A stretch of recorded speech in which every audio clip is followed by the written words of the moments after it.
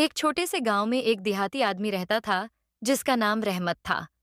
रहमत एक मेहनती और ईमानदार किसान था। इसकी जिंदगी जमीन से जड़ी हुई थी, जहां वो दिन रात मेहनत करता ताकि अपने खानदान का पेट पाल सके। रहमत के पास एक छोटा सा खेत था जिसमें वो फसलें उगाता। इसके पास बस एक बकरी थी जो उसके बच्चों के लिए दूध देती थी। रहमत कभी भी किसी से झूठ नहीं बोलता था और न ही किसी के साथ धोखा करता। लोग उसकी ईमानदारी की वजह से उसका बहुत एहतराम करते थे। एक दिन रहमत ने खेत में काम करते हुए एक सोने की अंगूठी देखी।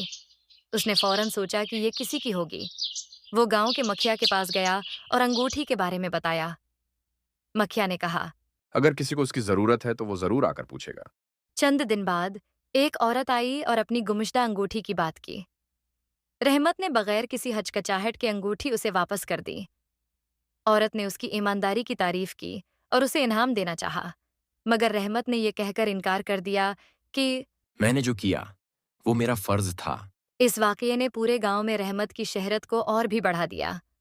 लोग उसकी मिसाल देने लगे और उसने ये साबित कर दिया कि ईमानदारी और मेहनत कभी ज़ाया नहीं होती।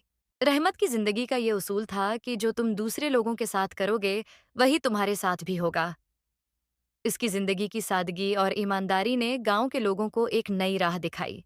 ये कहानी हमें ये सिखाती है कि सच्चाई और ईमानदारी हमेशा कामयाबी की राह हमवार करती हैं। Thanks for watching.